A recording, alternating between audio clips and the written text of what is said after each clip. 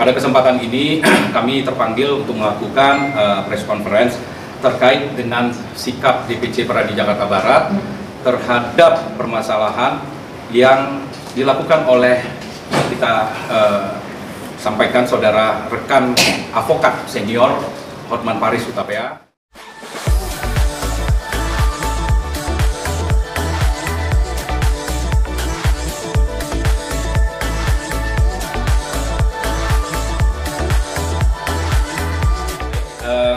Selamat malam semuanya.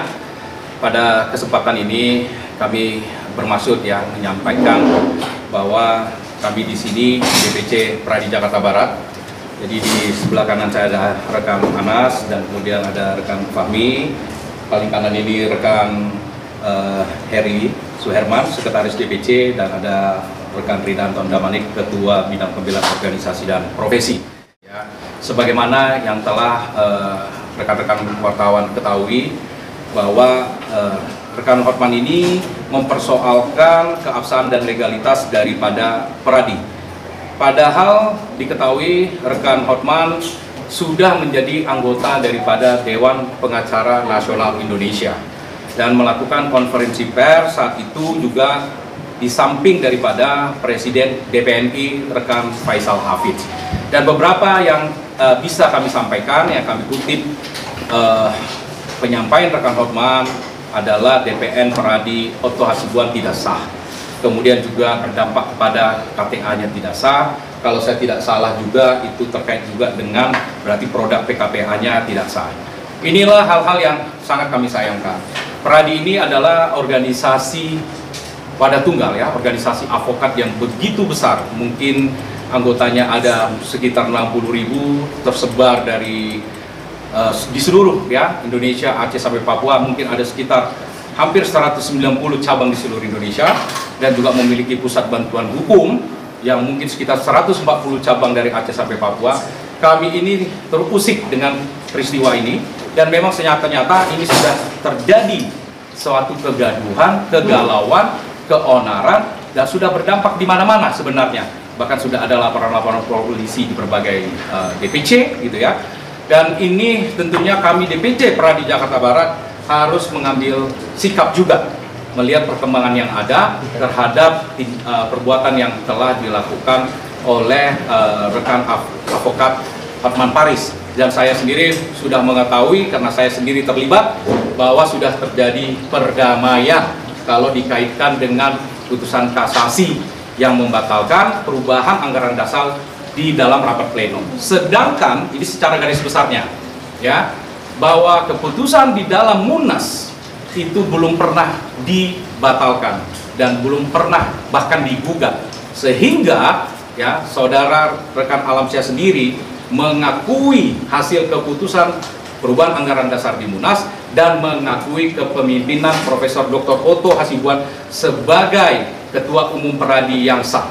Jadi no case, jadi clear. Nah, yang menjadi pertanyaan kami, kenapa justru orang yang berada di luar, yang berada di DPNI masih terus-menerus mempersoalkan dan mempermasalahkan Pradi.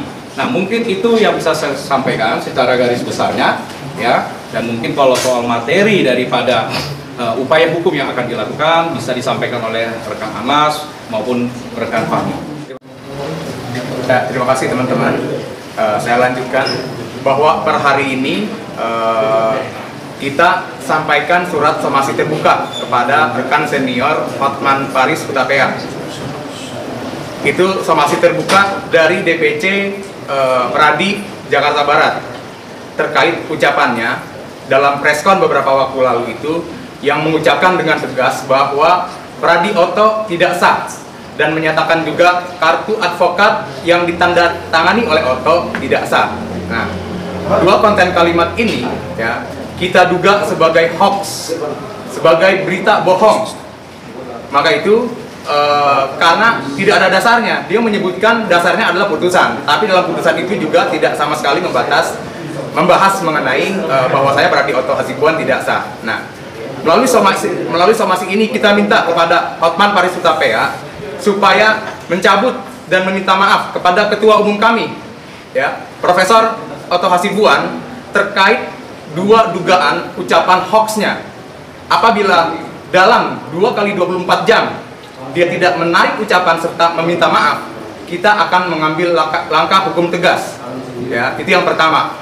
Yang kedua, kita juga menghimbau ya melakukan somasi terbuka kepada Faisal Hafid, seseorang ketua umum DPN Presiden DPN Indonesia yang pada saat preskon berada di samping rekan senior Hotman Paris. Karena setelah dia preskon, dia mengeluarkan maklumat ya yang berisi kurang lebih menyampaikan bahwa ada ketidakpastian dalam organisasi advokat, sehingga dia menghimbau supaya para advokat itu masuk ke dalam organisasinya. Maklumat ini kita duga juga sebagai sebuah penghasutan, ya, penghasutan. Makanya kita minta dalam 2 kali 24 jam supaya mencabut maklumat tersebut. Jika dalam 2 kali 24 jam tidak dicabut, maka kita juga akan melaporkan. Tadi sudah ditegaskan bahwa 2 objek pernyataan itu yang menyebut bahwa Pradi Oto tidak sah atau kartu yang ditandatangani oleh kartu oleh foto itu dan tidak sah. Dua kalimat itu yang menjadi objek juga tidak pidana. Kita melaporkan dengan pasal 14 ayat 1, pasal 15 Undang-Undang Nomor 1 Tahun 46 tentang peraturan hukum pidana tentang dugaan perbuatan berita bohong yang dapat menimbulkan kegaduhan. Bukti kegaduhan dan keonaran itu saya kira sudah tergambar hampir di seluruh Indonesia. Baik itu di Sumatera, kita lihat di Lampung, di Pekanbaru, di Jawa Barat, ada di Bandung, di Jawa Timur, Surabaya, Madiun, Sidoarjo, di Denpasar pun seperti itu. Mungkin di beberapa tempat akan terus diikuti. Ada sudah melaporkan ke polisi, ada yang sudah melakukan somasi secara terbuka. Pernyataan dugaan menyebarkan berita bohong itu tidak berhenti sampai di situ, tetapi juga diikuti dengan dugaan penghasutan yang menyebut bahwa nanti orang tua yang ikut itu pendidikan juga bisa terancam, bisa protes, pengarahkan anaknya dan sebagainya itu sudah termuat. Nah, menariknya adalah rekan Hotman melakukan bantahan bahwa dia katanya tidak pernah menyebut versi Oto tadinya tidak sah. Itu sudah disampaikan. Nah, itu jelas tidak pidananya. Nah, kita juga akan melaporkan selain dari berita bohong, kemungkinan besar juga akan melaporkan dengan pasal 207 KUHP tentang penghinaan terhadap lembaga. Kali ada diperkuat oleh putusan Mahkamah Konstitusi. Ya, karena ini jelas menimbulkan keresahan. Nah, tadi kita masih memberikan kesempatan itikat baik dari rekan Hotman untuk meminta maaf secara terbuka. Bila tidak, hampir dipastikan kita akan mengambil langkah hukum yang sama. Kemungkinan kita akan melaporkan ini ke Barreskrim Polri. Artinya bisa dilakukan penahanan terhadap yang bersangkutan. Lihat kasus ini sebenarnya kasus yang tidak jauh berbeda seperti kegaduhan dalam kasus Edi Mulyadi atau kegaduhan yang kemudian terjadi dalam kasus serumpet. Cuma ini terjadi di kalangan advokat yang sudah mereka mendapatkan kartu predikat Pradi dari Oto Hasibuan yang resah dengan pernyataan ini. Ya kalau dia minta maaf ya bagus.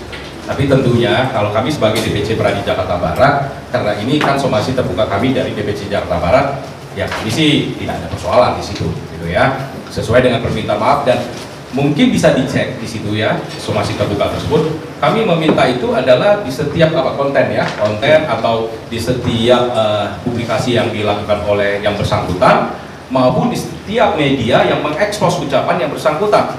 Jadi kira-kira tolonglah gitu ya, di mana saja beliau menyampaikan, karena disitulah sudah diketahui orang yang menyebabkan keresahan kegundahan tersebut ya. Jadi kalau itu bisa dilakukan, ya bagi kami tidak ada masalah, gitu ya. Kami terima permintaan maafnya.